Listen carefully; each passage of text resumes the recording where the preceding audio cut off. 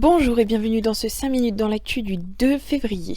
Tout d'abord, la Haute Autorité de Santé a autorisé aujourd'hui l'utilisation du vaccin AstraZeneca contre le Covid-19, mais seulement pour les moins de 65 ans.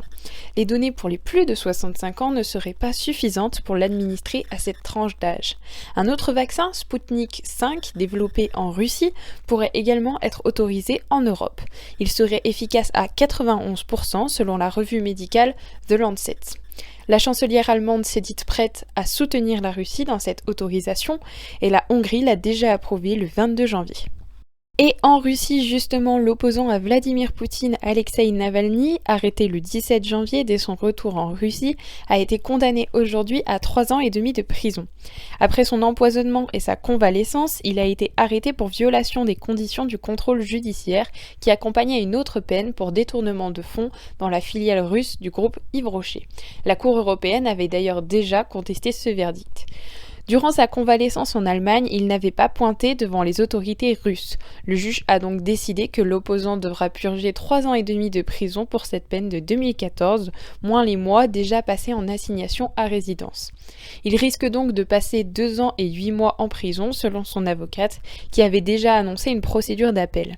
Alexeï Navalny a fini son audience en dénonçant les arrestations suite aux manifestations de ses partisans et il a déclaré « Vous ne pourrez pas emprisonner tout le pays ». L'étudiant contestataire Walid Nekish a été condamné à 6 mois de prison ferme par le tribunal de Dar el-Beïda à Alger pour complot contre l'État, entre autres.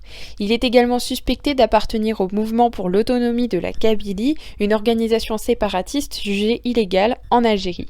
Il avait été arrêté le 26 novembre 2019 lors d'une manifestation des étudiants du Irak et était en détention préventive depuis. Le jeune homme a dénoncé durant son procès des agressions sexuelles, physiques et verbales lors de son interrogatoire. Et un autre procès s'était ouvert le 19 janvier en France cette fois-ci. L'ancien Premier ministre Édouard Balladur et l'ancien ministre François Léotard comparaissent pour complicité d'abus de biens sociaux et recèlent de ce délit.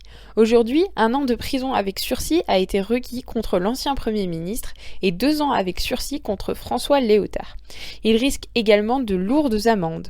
Cette condamnation fait référence au financement jugé obscur de la campagne d'Édouard Balladur pour la présidence en 1995. Après la démission des indépendantistes de l'exécutif en Nouvelle-Calédonie, le gouvernement collégial est tombé. Ces indépendantistes du parti FLNKS, disposant de 5 membres du gouvernement sur 11, ont justifié leur acte en partie par l'impasse et l'immobilisme de l'île face à l'enjeu de la vente d'une usine de nickel.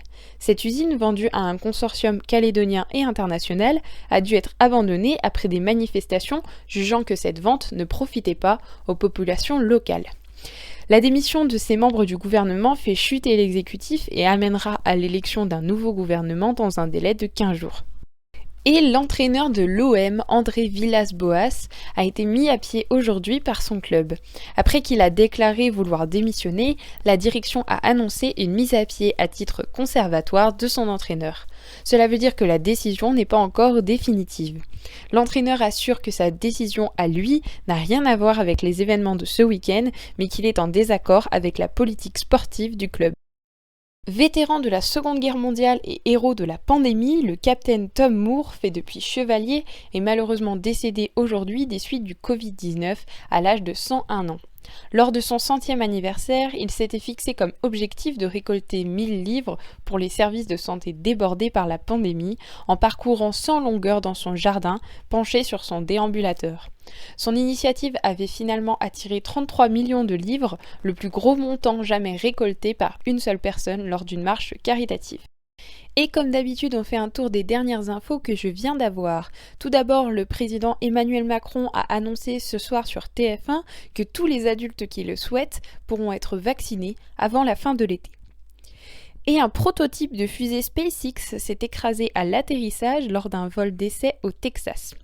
Enfin, et je viens juste de recevoir cette information, Amazon vient d'annoncer que Jeff Bezos devrait démissionner de son poste de patron de l'entreprise. Et voilà, c'est tout pour ce petit tour de l'actu, j'espère qu'il vous aura plu. Si c'est le cas, n'hésitez pas à liker, partager et commenter. Et on se retrouve demain pour un nouveau tour de l'actualité.